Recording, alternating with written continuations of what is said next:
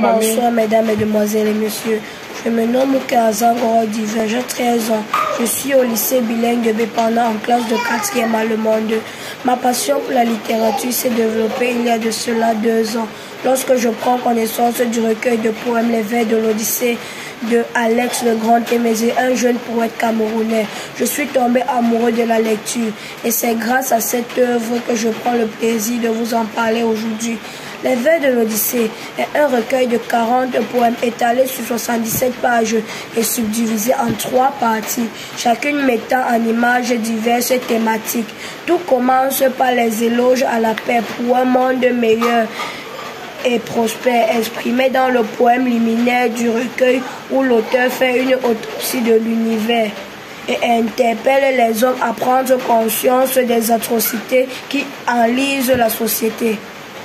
Puis, dans la deuxième section, les questions du patriotisme, du vivre ensemble, de la cohésion nationale, de la beauté du patrimoine culturel sont mises au goût du jour. Ce sont enfin les répercussions de la pandémie du Covid-19.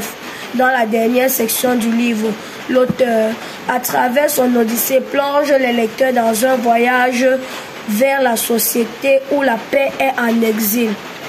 L'analyse de l'œuvre Les Vers de l'Odyssée, l'attention sur un certain nombre de points autant sur le plan de forme, sur l'œuvre et sur le plan. Il se justifie par son originalité. En effet, Les Vers de l'Odyssée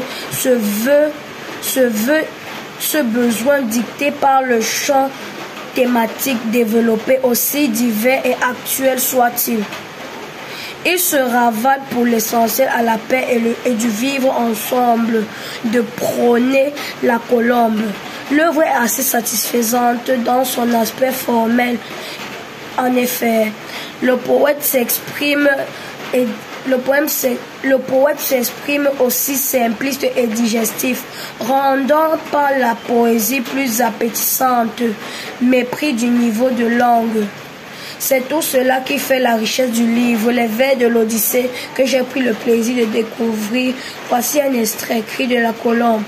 Écoutons ces cris et prières qui annoncent le crépuscule de la guerre, qui font percevoir l'aurore de la paix. C'est juste une projection du monde que désire la colombe.